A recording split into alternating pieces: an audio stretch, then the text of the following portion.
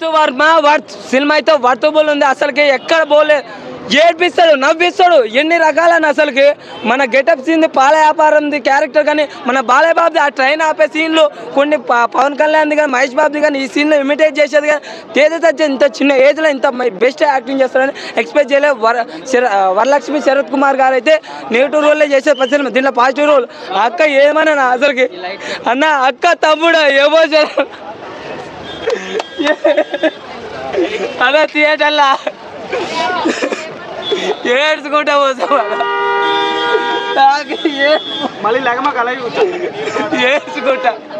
Hanuman part 2 కూడా ఉందా, 2022 రాబోది Raghu opening ఉందిగా. ఈ సినిమా నార్త్ ఇండియాలో మాత్రం మామూలుగా ఉండదు.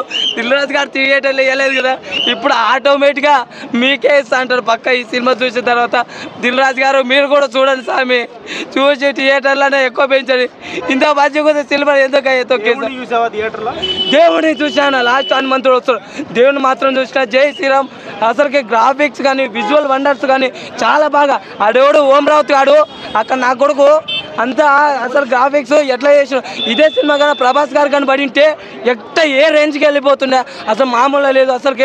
అసలు వర్మ అసలు వర్త్ వర్మ అన్న వస్తావా పక్క అయితే వస్తావి. ఇప్పుడు ఇంకోటి ఏంటంటే రామన్ ఓపెనింగ్ ఉందిగా, నార్త్ వాళ్ళకైతే పక్క నచ్చుతుంది. ఎందుకంటే సూపర్ హీరో పవర్ ఉంటేనే కాదు, మంచి చేయాలనుకుంటే శక్తిని మించింది చేస్తే బాగుంటుంది. యాక్షన్ సీన్స్ కూడా చాలా బాగున్నాయి నిజంగా. అంటే ఒక పవర్ గురించి అంత పోటీ పడుతుంది, దాని గురించే ఉంటుంది నిజంగా. లవ్ స్టోరీ కూడా చాలా బాగుంది.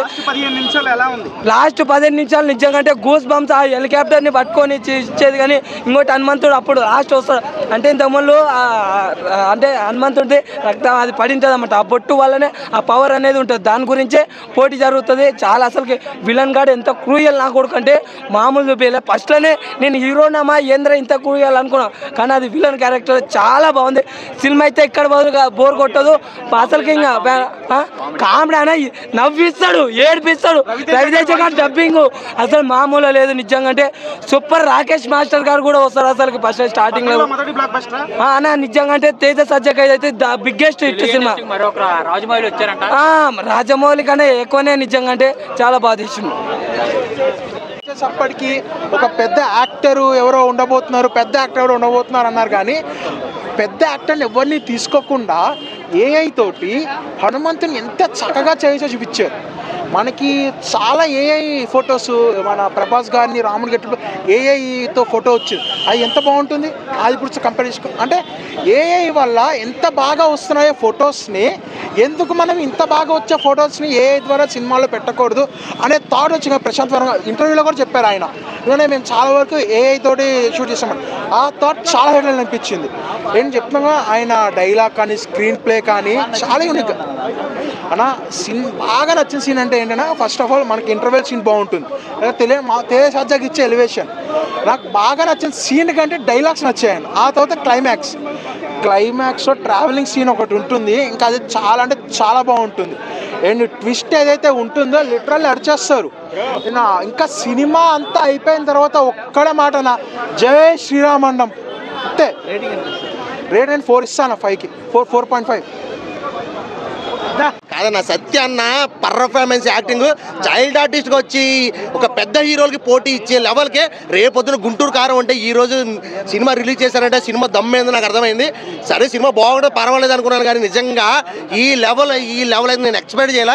రేపు ఒక్కరోజైనా గుంటూరు కారానికి అసలు వరలక్ష్మి గారి క్యారెక్టర్ ఉన్న కాసేపు అయినా కానీ అన్న అసలు వేరే లెవెల్ అంటే వేరే లెవెల్. ఆ ఫైట్ చేస్తారు, ఆవిడ కొబ్బరి బొండ గెల పట్టుకుని రౌడీని కొట్టే సీన్ ఉంటుంది అన్న.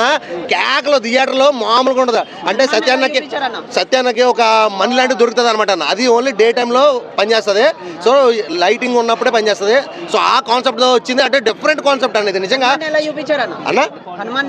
అసలు నిజంగా హనుమాన్ చూస్తాడు గూస్ బంప్స్ వచ్చిన, అది ఒక మనిషిలాగా కాకుండా ఒక పెద్ద అవతారం, ఒక లెవెల్. అయ్యో బాబు అన్న నిజంగా ఆ విజువల్స్ వస్తుంటే మత్తిపోయిందన్న.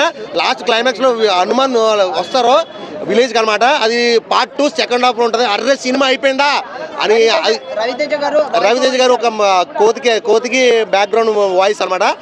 మనకి అందల రాముడిలో సునీల్ గారికి సైకిల్తో ఎలా మాట్లాడించారు సేమ్ ఈ కోతికి అట్లనే. సో లాస్ట్ క్లైమాక్స్లో రవితేజ గారి కోతిలా అనమాట ఆయన ఆ క్యారెక్టర్.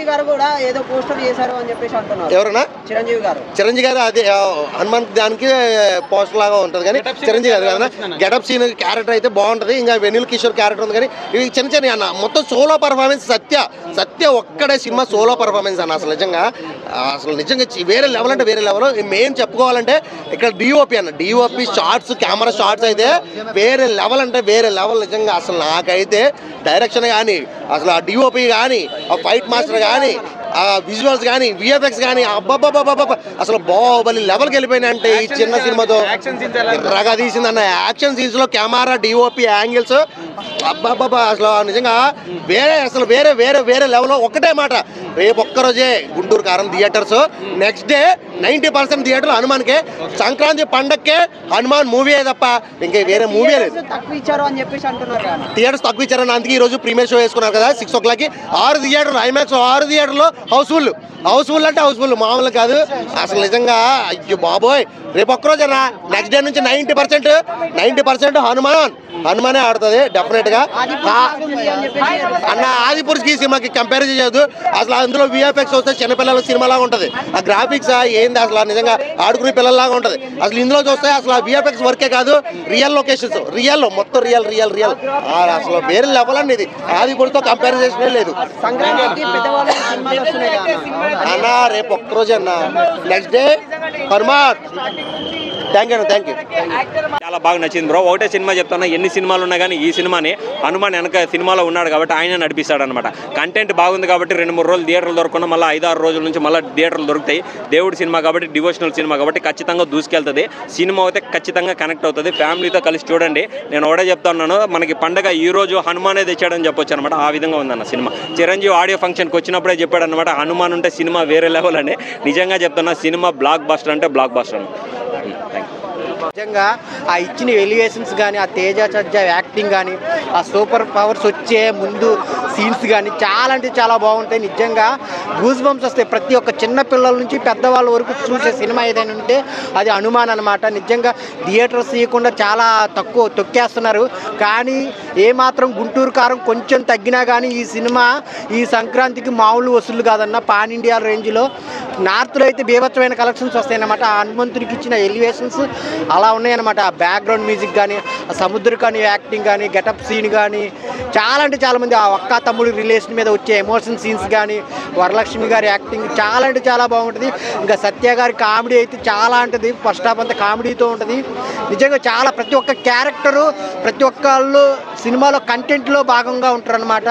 నిజంగా లాస్ట్లో హాఫ్ అన్ అవర్ హనుమంతుడు బయటకు వచ్చే సీన్స్ అయితే గూస్ బంప్స్ అనమాట. ఇంటర్వెల్ ముందు వచ్చే సీన్స్ కానీ నిజంగా షాక్ అవుతారు అనమాట. అంత విజువల్గా 50 కోట్లలో ఇంత బాగా తీయటం అనేది నేను చూడలేదు.